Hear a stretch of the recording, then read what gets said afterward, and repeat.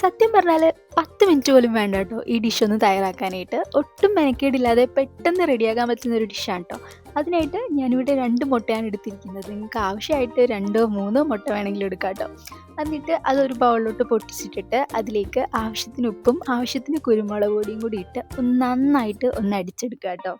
ശേഷം ഒരു പാനിലേക്ക് ബട്ടറാണ് ഇടുന്നത്. ബട്ടർ മാത്രമേ ഇടാൻ പാടുള്ളൂ, വേറെ എണ്ണയൊന്നും ഇടരുത് കേട്ടോ. അതിനുശേഷം നമ്മൾ അടിച്ചു വെച്ച മുട്ട ഒന്ന് ഇതിലോട്ട് ഇട്ടിട്ട് ഒന്ന് നന്നായിട്ട് സ്ക്രാമ്പിൾ ചെയ്ത് ഒന്ന് ചിക്കി വറുത്തെടുക്കുക കേട്ടോ.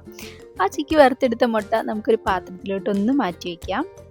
അതിനുശേഷം അതേ പാനിൽ തന്നെ വീണ്ടും കുറച്ച് ബട്ടറും കൂടി ഇട്ടിട്ട് നമുക്ക് കുനുകുന അരിഞ്ഞു വെച്ച വെളുത്തുള്ളി അതിലോട്ട് ഇടാവുന്നതാണ്.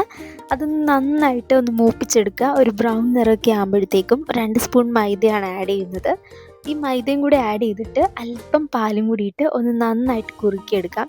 ഈ മൈദയും പാലിൻ്റെയും പ്രോസസ്സിന് പകരം നിങ്ങൾക്ക് ഫ്രഷ് ക്രീം വേണമെങ്കിലും ഇതിൽ ആഡ് ചെയ്യാവുന്നതാണ് കേട്ടോ. അതിനുശേഷം നമ്മൾ നേരത്തെ സ്ക്രാമ്പിൾ ചെയ്ത് വെച്ച മുട്ടയും ആ മിക്സിലേക്ക് ചേർത്തിട്ട് ഒന്ന് നന്നായിട്ട് എല്ലാം കൂടി ഒന്ന് യോജിപ്പിച്ചെടുക്കുക. ഏറ്റവും അവസാനമായിട്ട് കുറച്ച് ചില്ലി ഫ്ലേക്സും കുറച്ച് ഒറിഗാനോവും കുനുകുന അരിഞ്ഞ മല്ലിയിലയും കൂടി ഇട്ട് കഴിഞ്ഞാൽ നമ്മുടെ ബട്ടർ ഗാർലിക് എഗ് ഇവിടെ റെഡിയാണ്. നമ്മൾ റെസ്റ്റോറൻറ്റിലൊക്കെ പോയി കുറേ പൈസ കൊടുത്തൊന്നും വാങ്ങേണ്ട ആവശ്യമില്ല കേട്ടോ. നമുക്ക് അതേ ടേസ്റ്റിൽ തന്നെ വീട്ടിലുണ്ടാക്കാവുന്നതാണ്. കുട്ടികൾക്കൊക്കെ വളരെ ഇഷ്ടപ്പെടുന്ന ഒരു ഐറ്റമാണ് ഇത്. ബ്രെഡിൻ്റെ കൂടെയും ചപ്പാത്തിയുടെ കൂടെ എല്ലാം നമുക്ക് സെർവ് ചെയ്യാവുന്നതാണ് കേട്ടോ. ട്രൈ ചെയ്ത് നോക്കി ഫീഡ്ബാക്ക് അറിയിക്കുക.